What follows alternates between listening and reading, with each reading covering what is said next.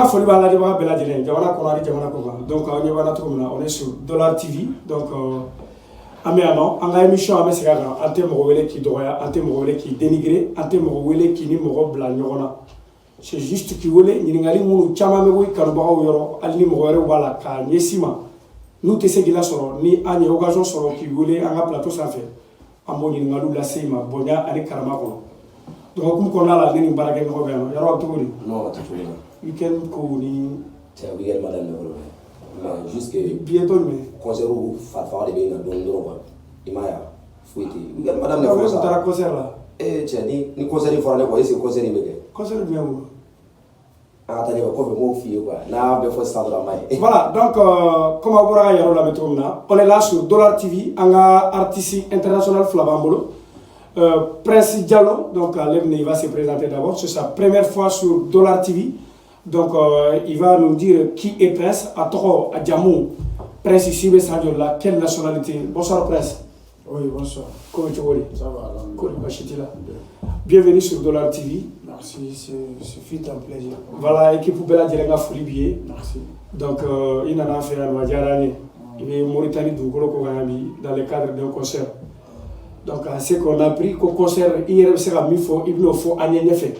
Mais pour le moment, présentation comme ici en Floride, Prince Diallo de Moredo, on a trop Djamou yere nationalité à me faire goût comme Prince de Valaka. Voilà, on est la ville Djamou de la Vénéfo. Le club là. Bon, en tant qu'artiste, c'est pas important que ton état civil. Mais on l'a dit, on a affaire parce que on a une émission, je pense que Malien Bérené, en tant que Prince Diallo, l'enfant de Simon. Voilà, donc il n'y a pas grand chose. Quoi. Nationalité Malien Prince, il faut quand même. National, mais c'est nous flatter, ah, on sait jamais Prince. Nationalité, c'est nous vient, je suis un Sénoula. Voilà, un enfant du peuple malien.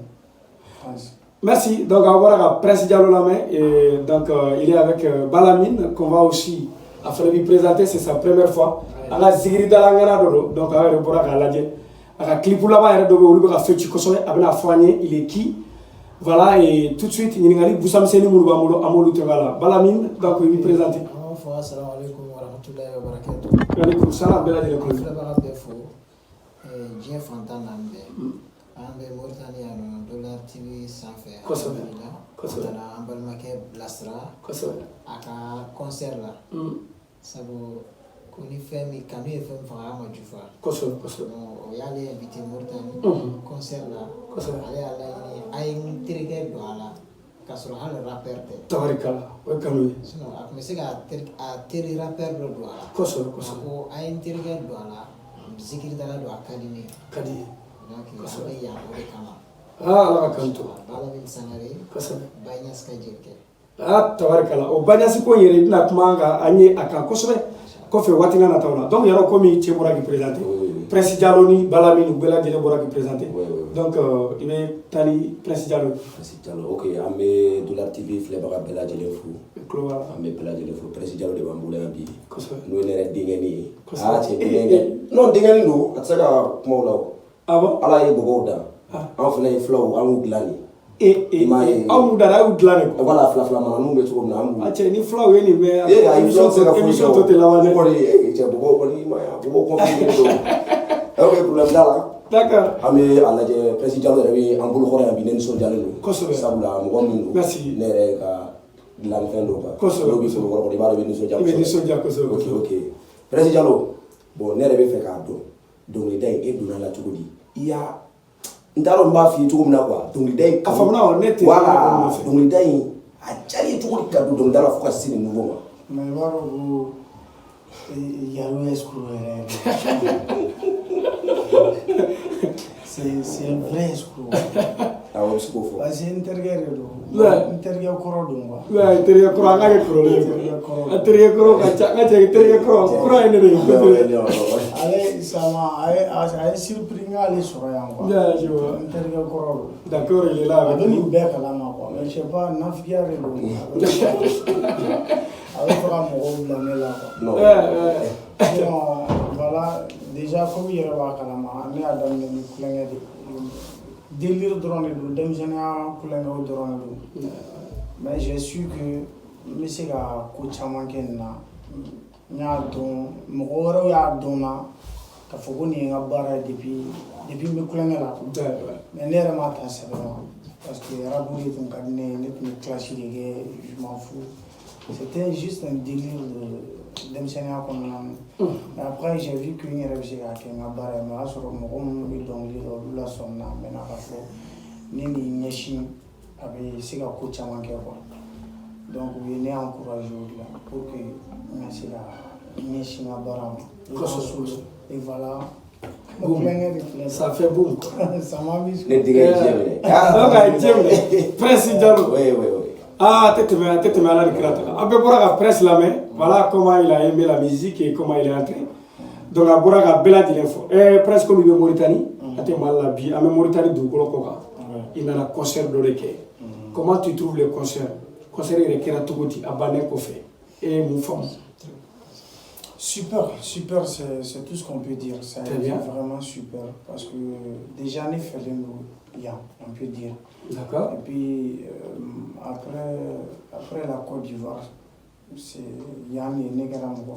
Bon, il y a un Afrique, Jamana Folo et Côte d'Ivoire Kofé. On a eu senti que l'énergie Ninga Fan que je peux faire grand chose dans les autres pays à part.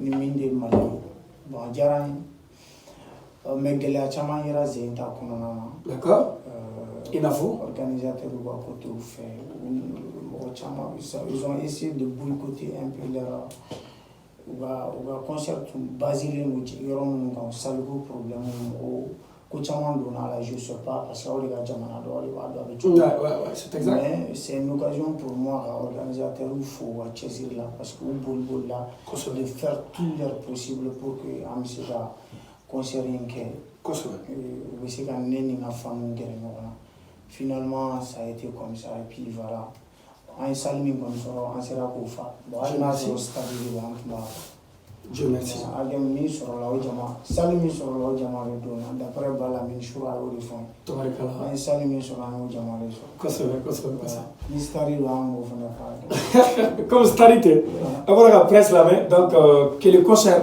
a été très bien passé concert réussira super donc artiste yɛrɛ de filɛ nin ye concert kɛra tan vous n'avez plus à attendre dehors voici Prince Diallo a ko concert réussira donc merci à tous an bɛ organisateur fo kosɛbɛ nka n bɛ fɛ k'a dɔn i n'a ye ani ta siɲɛ fɔlɔ ye donc je veux savoir cette fois-ci comment tu as été traité. Bien, plus qu'avant. Plus qu'avant. Très bien. Et mes questions vont enchaîner tout le on me tosse bisous nous gars parce que on a honte magélé on me n'y nadie ou ni ne fait quoi fenêtre ni fait solution do be ko korobali nya question sur la tia kosebe koro adama le boss dit korobali question on a naté donc comme mon furu de donner ni korobali ni wote mon ne va au juste. Non, il y a rien du tout. D'accord. C'est juste, c'est un grand frère, je le respecte beaucoup. Et presque, même ma femme, pourquoi il y a eu autant de questions? Bon, tout ce que je sais, c'est un grand frère, je le respecte.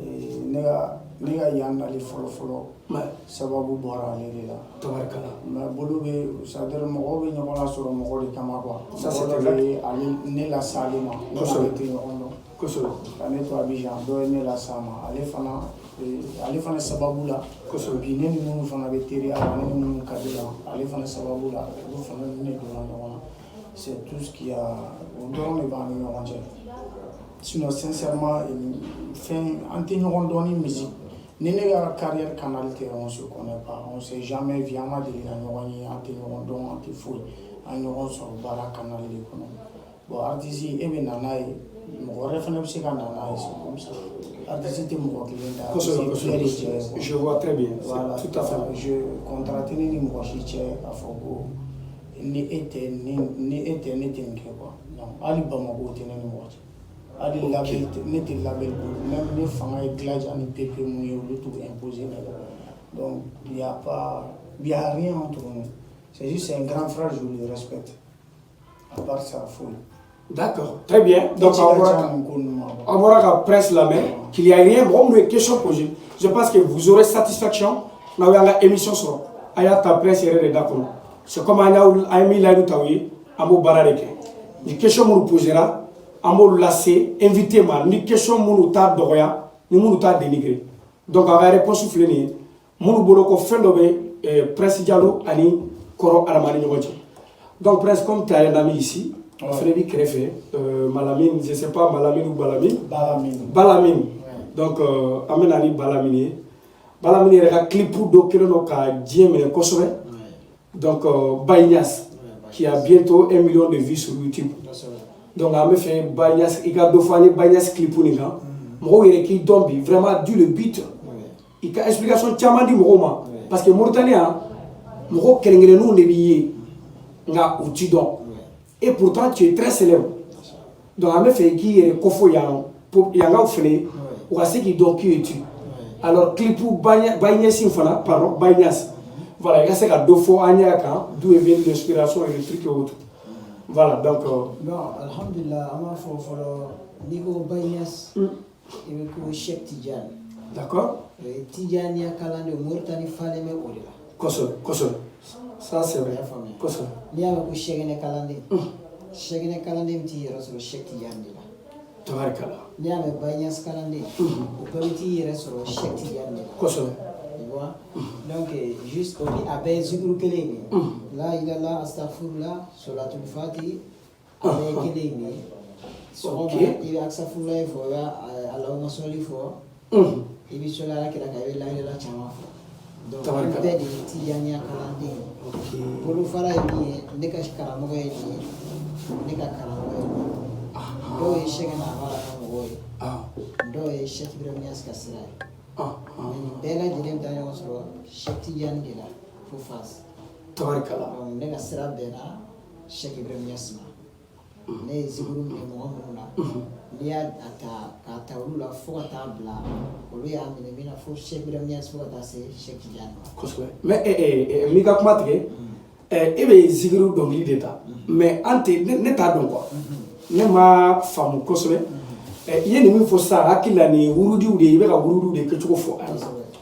Est-ce que au Zikri ni avec donc les Zikri Munda c'est la même chose? Oui, bon, Zikri, ani dongli est folo. Moi, il va faire Zikri dala. Koso. Ame fait quoi de profond? Tabarkala. Parce qu'il a fait Zikri. Koso. Ame minge a fait marco kasida.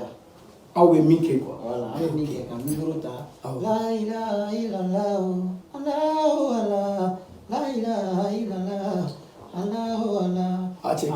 Tabarkala. Ya famia. Koso. Zikru oye moami sejita kisi kinyasha alama. Astaghfirullah. La ilaha illallah, la ilaha illallah. Allahumma salli ala sayyidina Muhammadin al-Fatih lima walika hakka qadra al-miqdar al-azim. Oye ibe ka kuma ini ala che oye zikru de.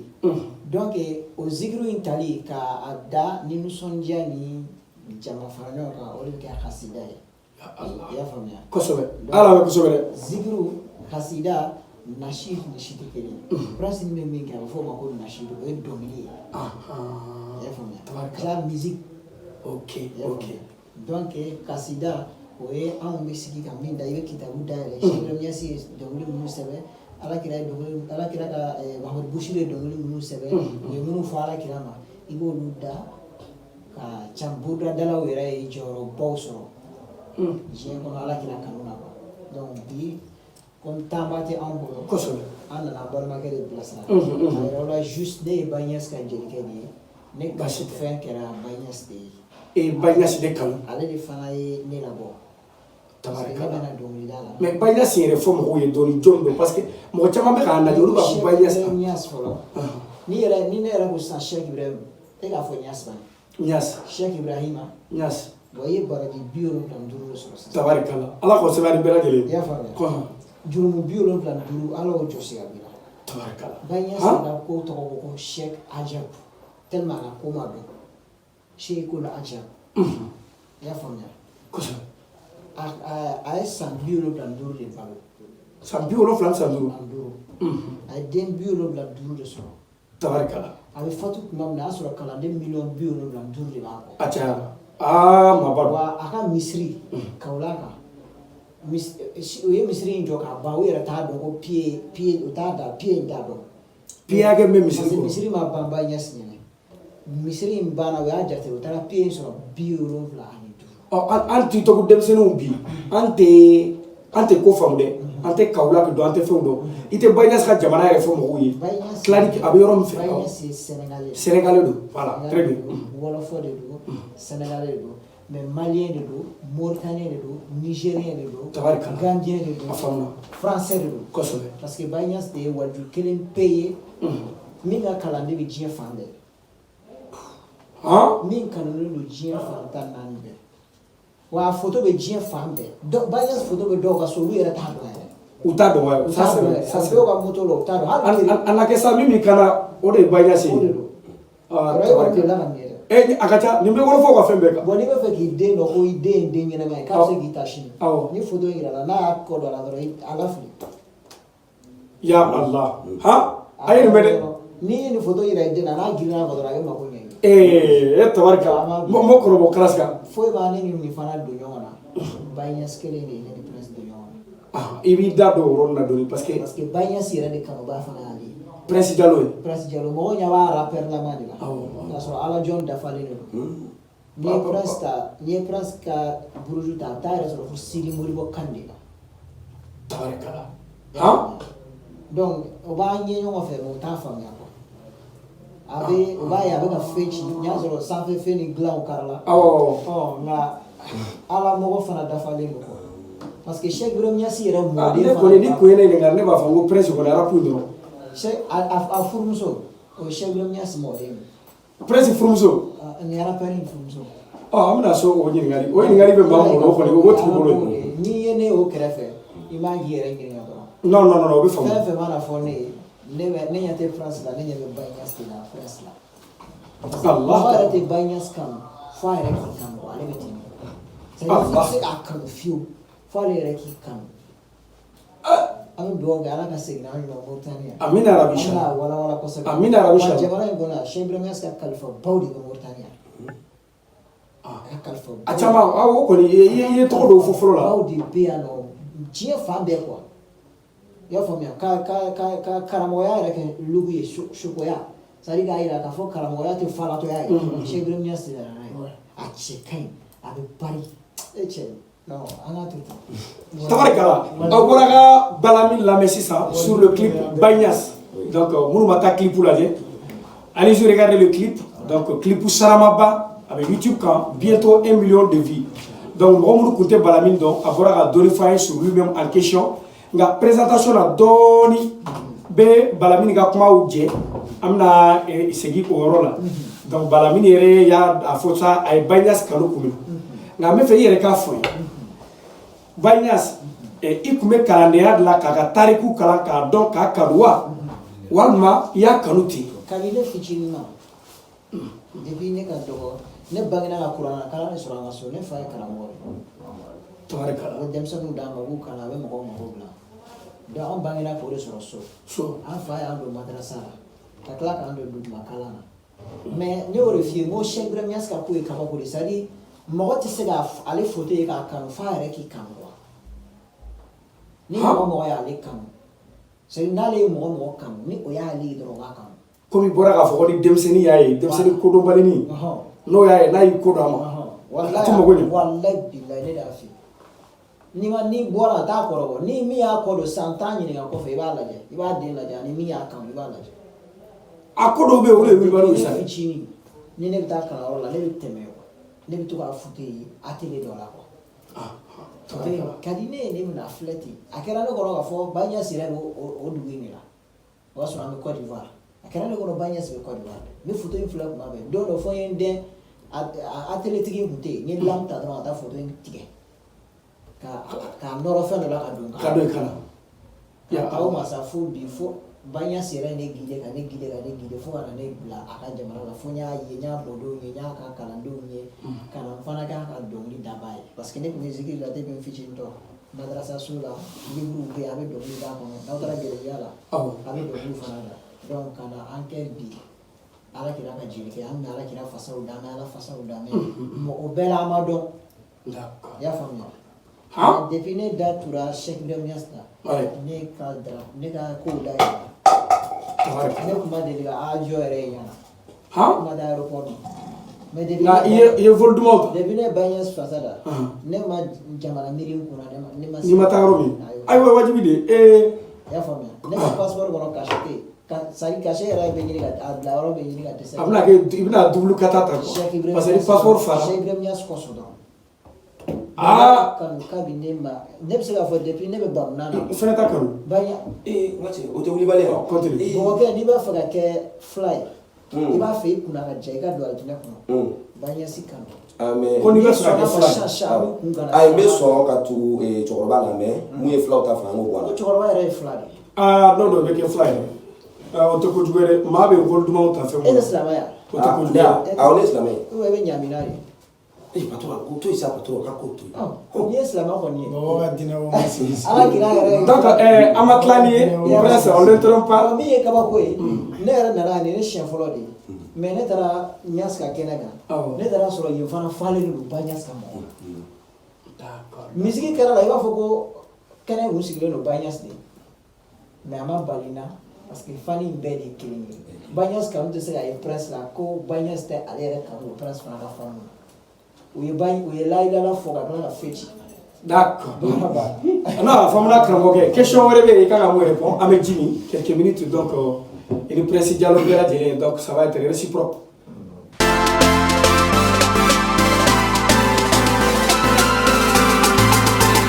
Voilà, donc toujours avec Dollar TV ça fait avec Prince Diallo et Balamine donc aw yɛrɛ bɔra k'u bɛɛ lajɛlen lamɛn hali bi ɲininkaliw tɔw b'an bolo yarɔ Prince Diallo comme ɲininkali dɔ bɛ ne bolo o bɛ Balamine concerné kosɛbɛ kosɛbɛ o busamisɛnnin jiginna kosɛbɛ on dirait u b'a dɔn k'a fɔ ko Balamine bɛ na émission na alors que an y'a bila dɔrɔn ko Prince bɛ ka na nka o question in nana kosɛbɛ donc i bɛ taa ni Prince ye fɔlɔ.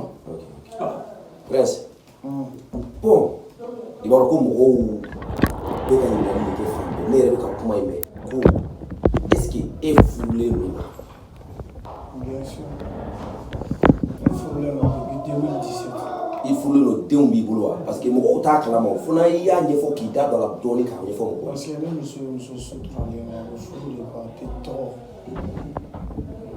an b'a kalama mais denw b'i bolo wa.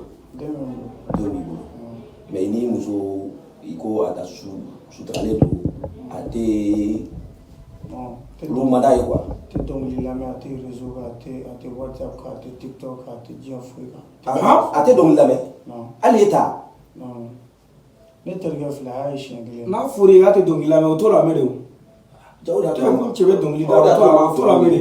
a ka ɲininkali min don chance t'u la a ka muso tɛ dɔnkili lamɛn de hali TikTok t'a bolo. a tɛ foyi a tɛ réseau a tɛ foyi. a bɛ mun wɛrɛ nɔfɛ TikTok tɛ maa min bolo o bɛɛ bɛ TikTok kan. ala k'o bonya kojugu ye. ne ma ni ne n'a ma fɛrɛ i t'a ɲɛda ye.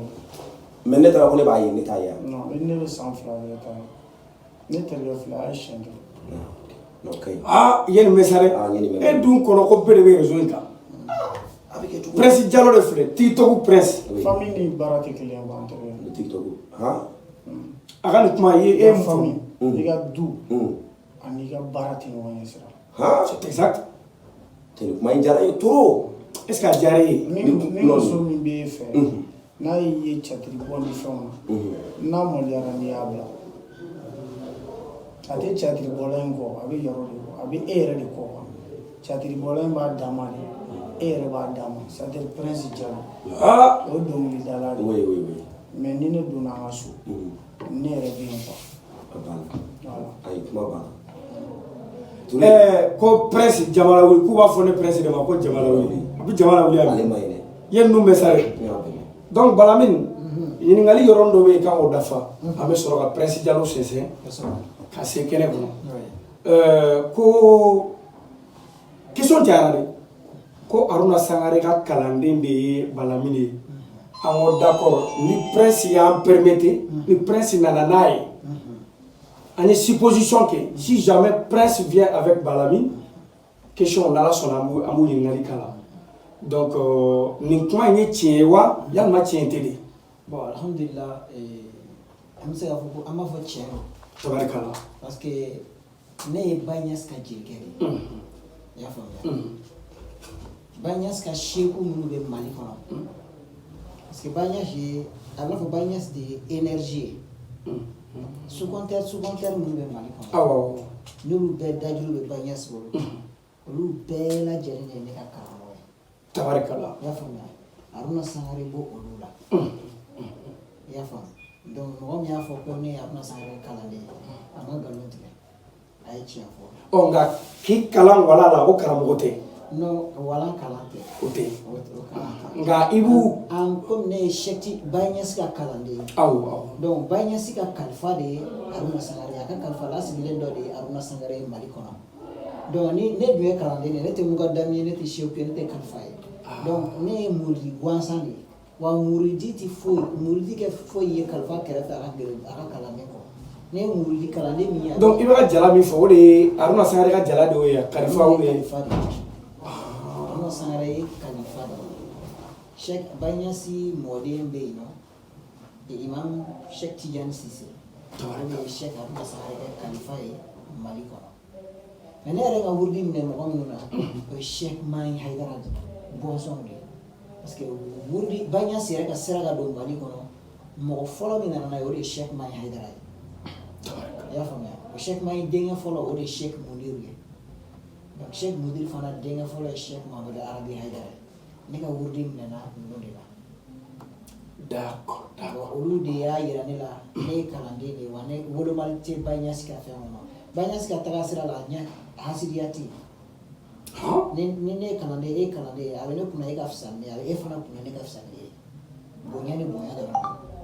Donc an mana kalifa fɛn fɛn ye an mana seku fɛn fɛn ye a bɛɛ de y'an ka seku de tant que n'a ko Baɲas. Nka ni fɛn wɛrɛ b'a bolo mais ni e kɔni dajuru yɔrɔ ye fo Baɲas ye i ye ne ka karamɔgɔ ye ne ka seku ye. Donc Haruna Sangare ne ka karamɔgɔ don n ka seku don wa n kanubaga ni n dɛmɛbagaba don.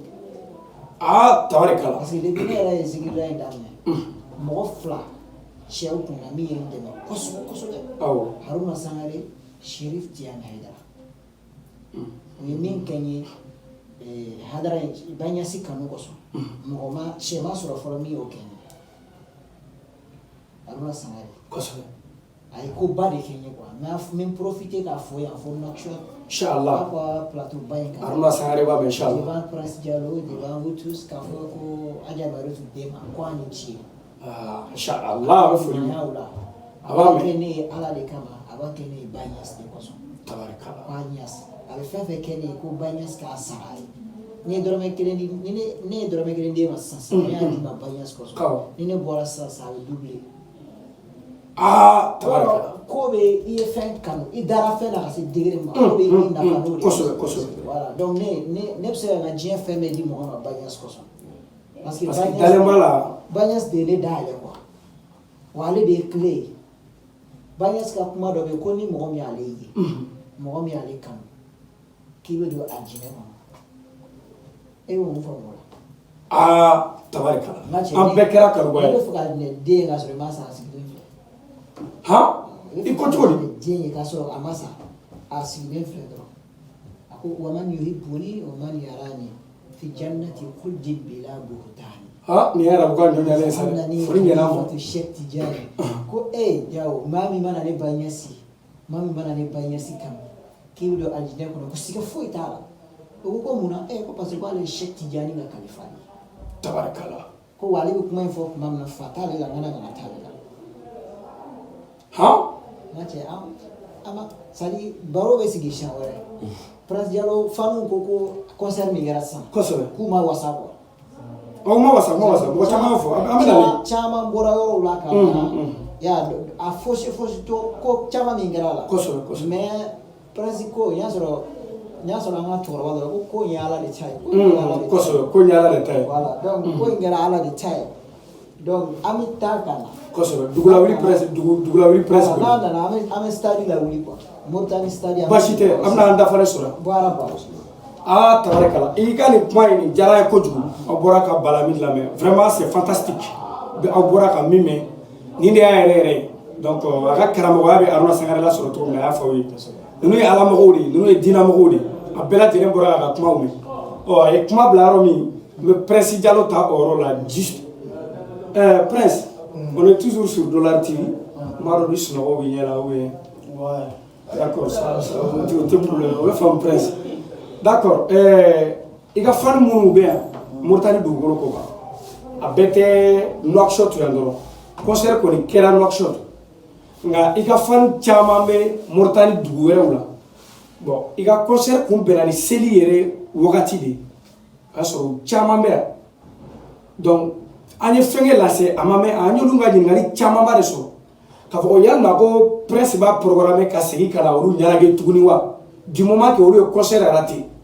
dɔw y'a raté parce que ni patron ka baara an bɛnna nin dɔ kan dɔw y'a raté parce que seli banna j'ai plus de vacances pour le souci de travail ou seginna ka t'u ka baara la k'a sɔrɔ ma concert participer est-ce que Prince prévoit et notre bon retour quand on a plaisir k'a ka o faniw ye. Bien sûr, nous faut, mais il faut qu'un calendrier du mois donc faut anticiper niveau na jamana on bifana nene bora yoro là c'est pas tout d'un coup ne sera signé quoi. Parce que ça sans ça ne be boyano le 26 ne quand atra Niger Guinée, la Guinée Conakry. D'accord. Donc ne be signé le 30 le 6 ne be tourner là 8 concerts en Côte d'Ivoire. Donc ne be mois de août Côte d'Ivoire. Donc, nous avons septembre de là. Le 3 septembre, on avait Bobo Djoulasso, Bobo Stade Woubi, le 3. Donc, après le 3, 22 entre les 10 et les 15, on était à Francie pour 3 concerts à Paris. Donc, Franceville, Paris, on a là, Aurélie, puis Francie qui a fait Paris qui a fait Douro. Donc, on a 3 shows là, un spectacle de. Au Fanabé Bang à Béni, octobre, je fais direct au Gabon. Je joue au Gabon, je joue au Congo, au bébé octobre qu'on a. Donc, dans le mois de novembre, ensuite, on a série. Kata Jamana do Fanala, nous avons une programmation à ma date fixe sur là. Mais en décembre, qu'on a Abidjan Palais attaqué parce que méthode de concert, on a Côte d'Ivoire, Palais de la culture. Donc je vais attaquer le Palais de la culture. Et ensuite, le 25 Noël, quoi. Au décembre, on est aux États-Unis pour une tournée. Philadelphie, New York, Washington. D'accord. Au tournée, donc, nous avons peut-être ni c'est en janvier. Il y a une dame qui est venue à un seul hôtel là. Elle m'a expliqué que à Gala dans le mois de janvier, après date de fournie qu'on sur on va sur le média là au cas de janvier. Pourquoi pas ni dans les Gala là on va pas se profiter car artiste est juridique quoi. À chaque fois ni jibe qui peut boire les attaches. Donc ni salim nous adorons. Ali amérom nego bi maison de génie adorons là. C'est ça. Donc quand on va au bord ma bo concert sera à Kiama qui ne venga comme tu vois dans jamana on ne va donner artiste façon mieux quoi. Et bah ali mo côté ali nega concert là ni mo tano na ne bien bedi. Parce que nous donnons YouTube quand nous va donner mieux quoi. Ma femme, nous va sonner nous va bla 500. Nous va faire publier 500 avec 500 000 vues à tête de l'air. 500 000 vues, 500 000 places du même Mali on a 500 000 vues. Je vais ça doit va offrir à mimi mon bas que non. Attends. On avait 1 million de vues 2 semaines. Moi je me sens du même mimi 1 million de personnes. Non. Attends. Donc, nous allons donner un mot sur le mais faire nos bénons, organisation que tu vois, concert où il y a que tu vois, ni mon fils on a tanko. Parce qu'il y a un film de programme. Il y a un concert qui est arabe, le week-end d'Ama, il y a un concert qui est arabe, on est bien. C'est ça. Mon tout il y a le boulot. On est de bon tout dans la Nigeria. Donc, on a deux nous pour il va et me faire gagner tout comme nous. Tu sais quand c'est exact ou bif. Voilà. Là, on a fait tout pour qu'il y ait un concert qui au moins nous c'est là nous faisons tout là où c'est gagné. Mais ni me c'est avec son année fou janvier parce qu'on a un planning très chargé. Très chargé.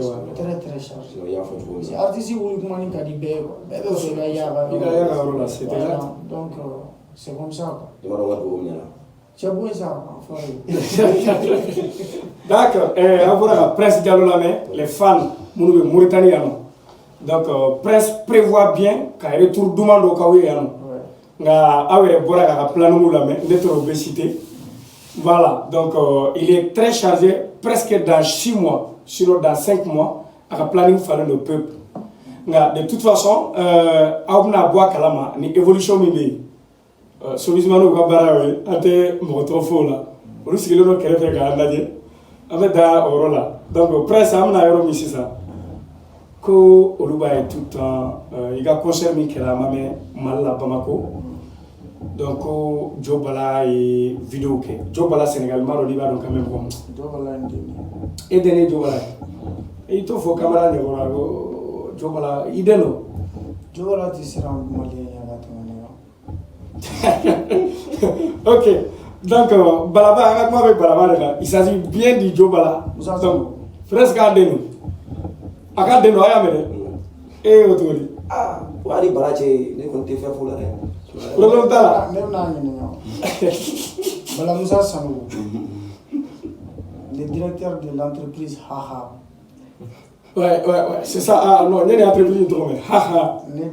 Ami Haha. Ah, avant, Ami Haha. D'accord, quelle est ta relation avec Joe Bala? Parce qu'il avait décidé vraiment qu'il y a un concert là, Bamako. Et puis, il y a une vidéo qu'il a beaucoup parlé. Et ça revient à la même chose pour Ibawan et Sidiki Diabaté. Mounouka, Imazou, il y a un concert là, Bamako. Il nous tient de droit à Mouni. Joe Bala nous t'a aimé. Joe Bala est né dans Mouni. Ah, d'accord. La dernière volonté pour Jean. Ah? Il veut ça pour les gens. La dernière volonté. Bon, on va faire la dernière volonté. Faut n'y avoir une amateur ba ci fa ani flow slim ñoo kan am be mo donc ni be bo ni flow tarbu ni Joe Bala banana za na mangina ne tsaka tale itsi atala ni bo dim banana ne tsaka tale o te Joe Bala do bo be te Joe Bala do bo ni bo be de kuno ni kan abo akono me ni fariam bala ne ma tale ha comme banatelo ah t'es tellement quoi ah ta jungo aga boni flaga snanga kuluga green aga green nda foka temen munta kan na ka green d'accord flaga you know aga green amano donc lien cousinage de vini Joe Bala ah voilà Joe Bala est snon pire de Joe Bala bo 100% de olori do halala ne fane flyer donc wala tuba shila Joe Bala te bone ko tabarakallah atete wari abumo bla arek mara ko directeur de la be informé ni filla be informé ma fo publiquement abi ngula be chitika na ni ya tenya bo ga tafo mais ba donc aba fo ko na ka warti Joe Bala ga hora sa bo cleaner te son ha ara si be jo ha ge fo ko c'est vrai ite bo jo nya la shia be jo be ha non bo jo de unde ndongo ne kunte ndongo bon après ça gabe na ko be amoni ama u yera fa maso ali to matani bo to mana bemna ko so to matani bo ni u foni ni u nege kula ku sigi wakati u kana ke wo u tu foni ku ga nyega na taka ni fon u sirle to u fili jila bon no mu fili jila u bu nu tuma ka bo sama ka sama o ni ngene ni karaba ni BTS evolution nana ni ko bo de ma folo ko e Johnny e ne ka Johnny ali ni bisna wa ko ngala ni ma dabla man aba futu non te so ma to lukman me c'est-à-dire les riches. Ah, Prince, vraiment, il y a un doda et un contenu. Émission Barka là, c'est bien. Avec Joe Bala, il faut directeur de quelle entreprise? Directeur de l'entreprise Haha. Directeur de l'entreprise Haha. Donc, on a fait Joe Bala. D'accord, mais Joe Bala, quel est dans la question? Je dis bien Kankou Moussa. parce que qui a concert la cour ani Sidiki Diabaté vraiment que je te ouf. Donc vraiment ni sera qu'à en tout cas question tout be satisfait nous et réponse sur quoi. Mais éco et à quel ouais avec général quoi. Donc garez-vous mon général. OK. C'est-à-dire ni be kɛra dɔ fɛ quoi baara o baara la i bɛ taa sɔrɔ journaliste dɔ bɛ yen yanni bi cɛ a kun ka di ye quoi. Kosɛbɛ c'est exact. n terikɛ hali ni tɛmɛna a tigi la ou bien ni ma don dɔ la a ka kanu yira quoi don min se b'i ye k'a fɔ hadamaden ma k'e tun ka di ne o de y'i fɛ. C'est exact. Bon i b'a bɛ ten ne i b'a ka fan de depuis 2006 2007. O y'a sɔrɔ i tɛ dɔnkili da la fɔlɔ. O y'a sɔrɔ ne tɛ dɔnkili da i b'a ninnu bɛ taa anw fɛ yen de. OK. I b'a ne kɔrɔmuso de ala ka hinɛ a la. I na. Ala ka dayɔrɔ suma. Voilà i b'a ni Sidiki ni bɛɛ tun bɛ taa ne grand sœur de fɛ yen. U bɛ taa nɔfɛ donc ne i b'a dɔw de senfɛ. I b'a de ka di ne ye ne y'a respecté u tɛ yen. N ma boli boli a kɔ n ma taa tɔgɔ ɲini n ma taa tugu a kɔ n ma dɔnkili da kalan a bolo n ma foyi. A b'a ka sira kan n bɛ n ka sira kan mais fɛ tora yen. Han? Bana. Depuis ne ni i b'a ka ɲɔgɔn ye yɛrɛ diɲɛ kɔnɔ n'i y'a fara ɲɔgɔn a tɛ tɛmɛ siɲɛ naani kan. Diɲɛlatigɛ kɔnɔ. Ah cɛ ka d'u ye. Voilà. An bɛ yɔrɔ min na i ko bi n'i y'a compter an ye ɲɔgɔn ye ka concert fara a kan a tɛ tɛmɛ siɲɛ naani kan. Depuis ne kɛra artiste ye. E n'a ye featuring kɛ yan? Jamais ne tɛ featuring kɛ i b'a fɛ. Ne tɛ i b'a kɔ dɔnkili da kama ne bɛ i b'a yɛrɛ de kɔ. Mɔgɔ tɛ i b'a ka featuring kɛ. I b'a ye ne yɛrɛ de. Ah tabarikala nin ye kumaba ye sa dɛ. I b'a wa ne yɛrɛ de ye quoi. Bana. O bana in? Non foyi jaabi tɛ nin na. Sidiki dun? Sidiki y'an dɔ de ye ne m'a f'i ye Sidiki de ne grand sœur Sidiki de kama ne i b'a dɔn. Sidiki de tun bɛ taa ne grand sœur nɔfɛ o tun ye teri ye o tun ka di u ye olu kɛ ɲɔgɔn fɛ u ye fɛn bɛɛ kɛ. Saya de y'u fara quoi.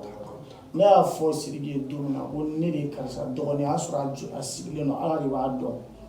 A fɛn téléphone ni fɛn a y'a bɛɛ bila a bɛɛ binna a y'i poro ne kan de ka ne minɛ fo bi ne ni Sidiki ma ɲɔgɔn ye ni concert tɛ. Wallahi ne b'a éviter de. Deli min tun b'a ni ne kɔrɔmuso cɛ ale de tun b'o dɔn an t'o dɔn parce que a y'a sɔrɔ an bɛɛ ka dɔgɔ. Mais ne ye n yɛrɛ ɲɛfɔ a ye siɲɛ kelen de o y'a sɔrɔ n ma kɛ star ye dɛ don dɔ la de n terikɛ dɔ bɔra dugu dɔ la bon ne yɛrɛ tɛ fɛ ne tɛ taa artiste ka so mais a bɛ Sidiki de fɛ kojugu n'a m'a ye a bɛ bana ne a ta ka taa n'a ye an taara an don o la so kɔnɔ an yɛlɛnna fo sanfɛ a y'a sɔrɔ o bɛ tonn wɔɔrɔ bɔ an taara yen nɔ ne yɛlɛnna an ye foliw kɛ parce que ne bɛ du kɔnɔna bɛɛ dɔn ne bɛ yɔrɔ hali Sidiki ka chambre ne b'a bɛɛ yɔrɔ dɔn depuis an denmisɛnninma bɛ taa ne yɛlɛnna n'a ye an taara an ye direct kɛ o y'a sɔrɔ gardiw ni fɛnw bɛ da la mais ma ne lajɔ parce que mɔgɔ min bɛ du dɔn a doncogo du kɔnɔ ani mɔgɔ min tɛ du dɔn o doncogo tɛ kelen ye. C'est exact. N m'a faamu dɔw bɛ ɲininka ko mun bɛ yen n'i bɛ filɛ filɛli de la n'i t'i ta yɔrɔ dɔn mais ne b'a dɔn a bɛ sɔrɔ yɔrɔ min ne b'a wuli yɔrɔ dɔn ne b'a dɔn a bɛ sɔrɔ yɔrɔ min na ne ye direct kɛ n'a ye an taara ne y'a présenté a tɛ tɛmɛ o kan. bon après a ne filɛ a Sidiki ye mɔgɔ dɔ ye n'a ye hali san 100 a tɛ ɲini kɔ mais i b'a sɔrɔ i tɔgɔ de bɛ bɔ a kɔnɔ a b'i ye n'a lajɛ a bɛ ka ne lajɛ a ko mais k'ale ɲɛna bɛ ne la kɔ ne ko ko ayi ne tun tɛ fɛ k'an yɛrɛ fɔ a ye mais a bɛ k'i insister quoi ko mais i yɛrɛ fɔ a ye a kɛra de ne ɲɛna b'i la de mais i kɔrɔbayara de ne ye n bolo bila a kulo kɔrɔ k'a fɔ a ye ne de ye karisa dɔgɔnin ye a sina ka kule ten a ye téléphone fɛn bɛɛ fili k'i bara ne la a ma kuma wɛrɛ fɔ a ko ça c'est un frère ça c'est un frère à moi a y'o dɔrɔn de fɔ a y'o dɔrɔn de fɔ mɔgɔw ɲɛna a ma foyi wɛrɛ fɔ donc a jiginna n'anw ye an kun bɛ sanfɛ a jiginna n'anw ye f'a yɛrɛ ka chambre kɔnɔ an tagatɔ fana Sidiki a b'a bolo de don a kun na c'est-à-dire ale tɛ wari compter n'a b'a di mɔgɔ ma quoi hakɛ min tɛ a t'a da dɔn a ye wari siri de bɔ k'a di an ma ko sanfɛ an ka taa ne y'a di cɛnin ma i garisigɛ b'o la. Tabarikala. Mɔgɔninfin fila bɛ yen ne ye mɔgɔ min ye art kɔnɔ min bolola bilalen don diɲɛ kɔnɔ artiste kɔrɔbayala ye min ye ɲɛ la Sidiki ye deuxième ye jɔn kɔfɛ Petit Guima ye premier Petit Guima kelen kelen non hadamaden ni ŋaniya ɲɛna ni Guima o bɛ kɛ warijɛ an ka milieu kɔnɔ PG voilà tabarikala ni min ye ni minnu collaboré mɔgɔ dɔ ka ɲumanya fɔli tɛ fɛn tiɲɛ e ye quoi n'i bɛ se a fɔ yanni i ka sa wallahi Nous donc nous ah tabarkala sinon concert ampleur bonyana kojugu wa anya concert réussira à demi fois Prince ameto oro la toujours amena ko kamale min ko bna fiya ko Mauritania gouverneur ou ba fa fana ba ko Prince bi akume ya akume bara mi gentado fanu mo foyin question posée là mo foyin o ko dron ko ay problème ni do soro malla amame ku hakilla ka e Prince deme ka vidéo do pe ini samase kuni siziko la katara kasola ya ma be chini no non ça c'est pas des questions qui concernent ma carrière. C'est exact. Donc si ça ne concerne pas ma carrière, je n'ai pas le droit de répondre. Oui, d'accord. On n'insiste pas. Interview là, c'est rien. Interview est comme moi, nga interview te mo kiri. Nga yal ma be chain do wa itado. Ne va don téléphone là, mais ne n'a pas de c'est tout ce que je peux dire. Depuis Mouloula ma et la puis. Mais téléphone avec moi. Avec mon téléphone. Avec moi, ok. Apparemment non.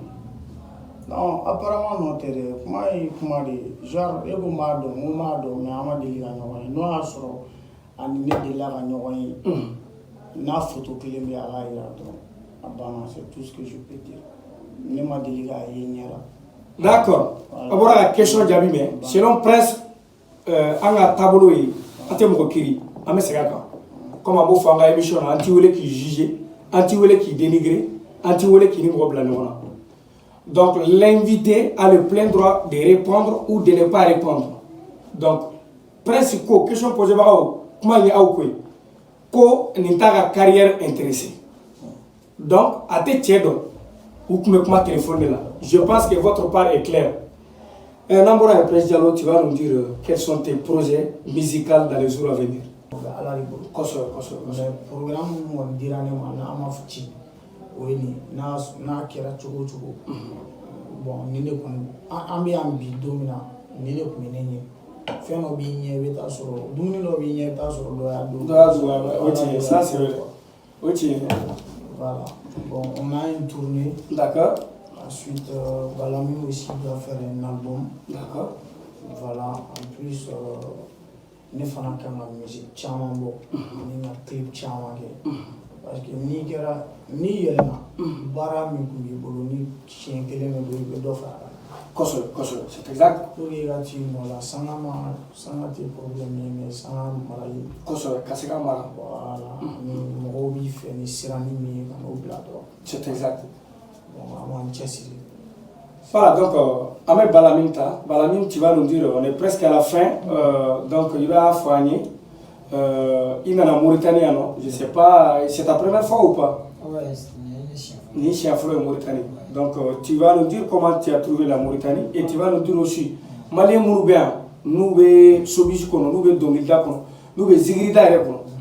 Bon, je me profite de dire ici que Zigrida la Bade de Béa, Zigrida la Mousman la Tchemani, Tchamama de Béa, Nasoro Ibu Domni tout Dombe.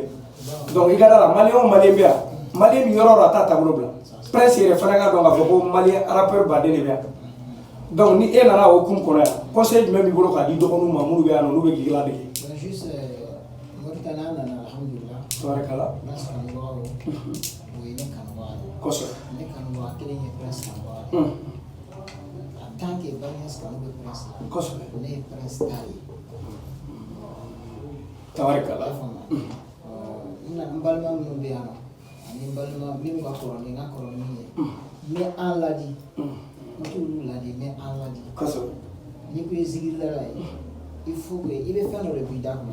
Koso. Parce que va fa ana ni kira ko ana ni wadu ye ni iya ki jija iga yo sa. Koso iya ga yo sa.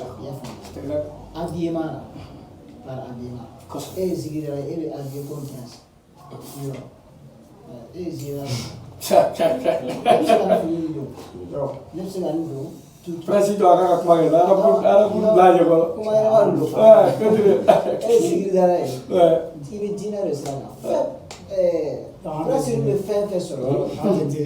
C'est président a kuma kɛ sa. Président bɛ fɛn fɛn sɔrɔ. Artiste bɛ fɛn fɛn sɔrɔ artiste kɔnɔ. Zigirala fana ni clé. Il fait des fana. Ni clé. Mais ni Konate warateri.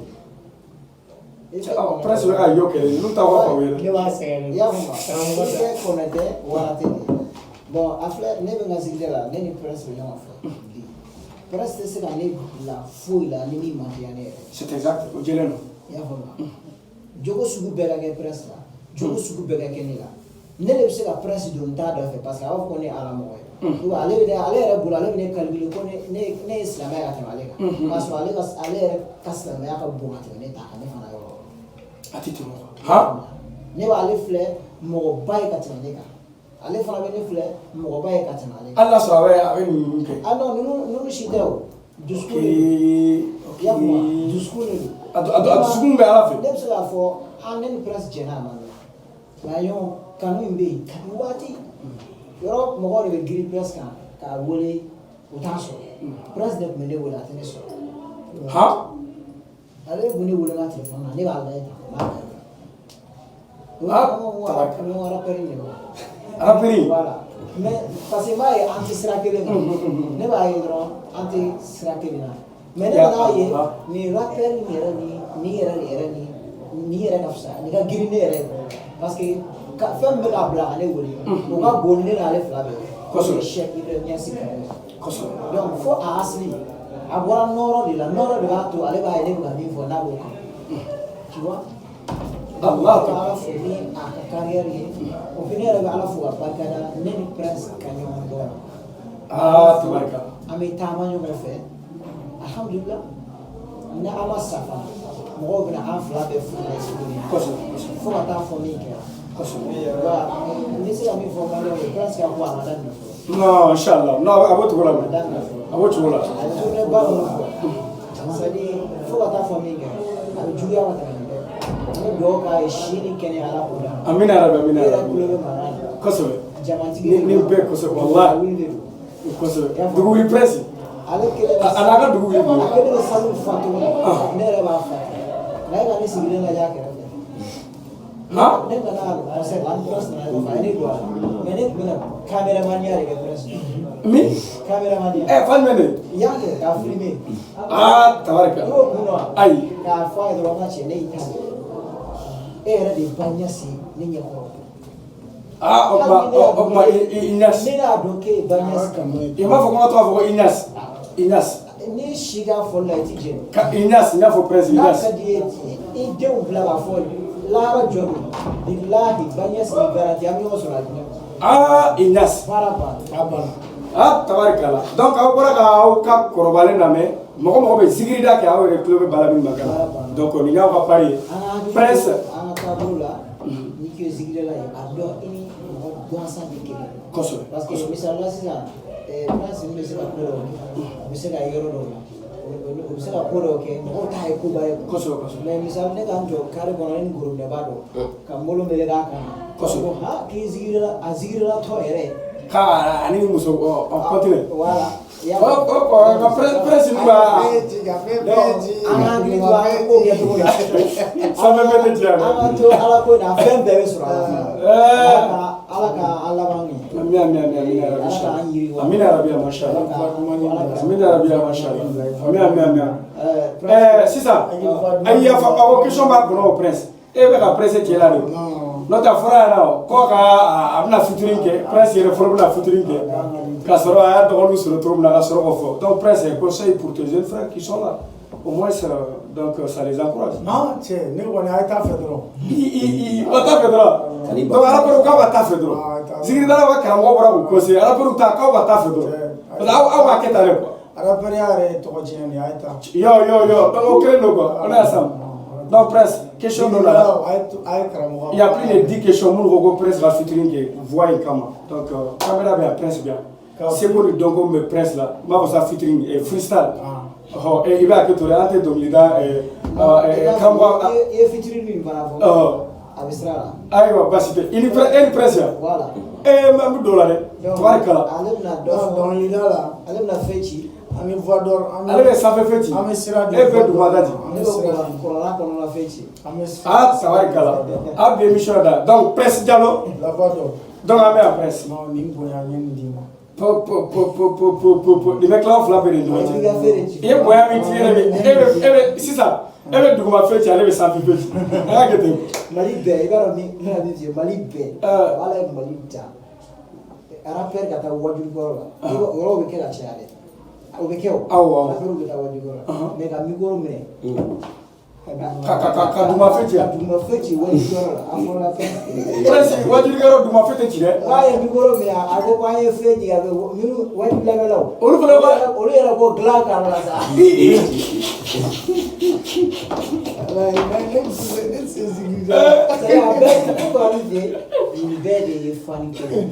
c'est exact. C'est concert d'année.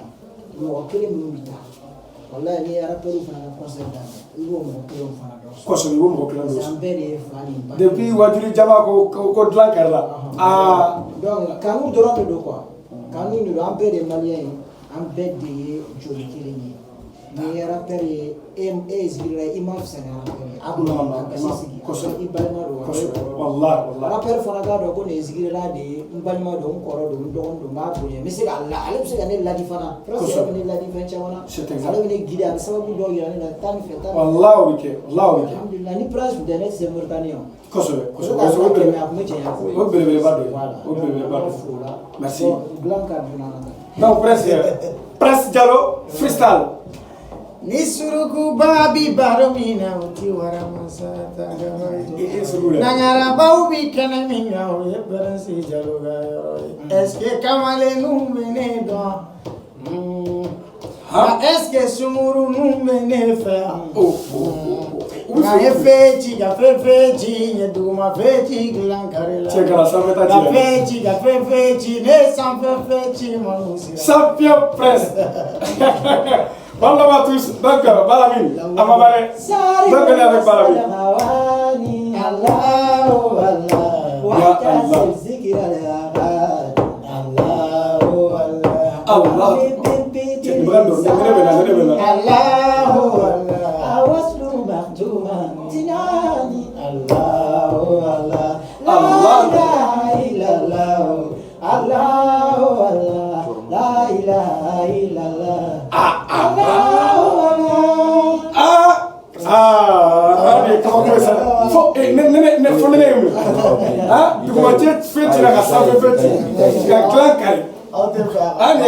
Merci à tous. Donc c'était sur Dollar TV.